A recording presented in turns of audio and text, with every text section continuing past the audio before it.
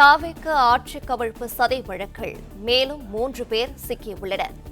மேலும் 3 பேரை பிடித்து திருவல்லிக்கேணி போலீசார் விசாரணை மேற்கொண்டு வருகின்றனர். கூடுதல் விவரங்களை செய்தியாளர் கதிரவன் வழங்கிட கேட்கலாம். கதிரவன், வணக்கம். இது குறித்தான மேலும் தகவல்கள்.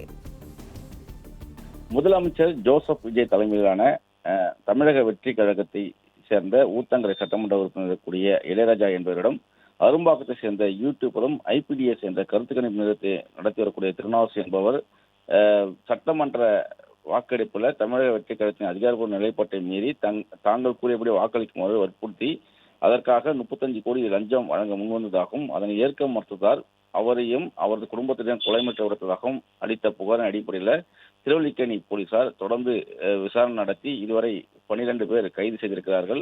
நேற்று 2 நபர்களை கைது செய்தது, அதோடு சேர்த்து 14 நபர்கள் கைது செய்யப்பட்ட நிலையில் தற்போது 3 நபர்களை பிடித்து விசாரணை மேற்கொண்டு வருகிறார்கள். அவரிடமிருந்து 50 லட்சத்துக்கும் மேலாக பறிமுதல் செய்யப்பட்டிருப்பதாகவும் தெரிவிக்கப்பட்டிருக்கிறது.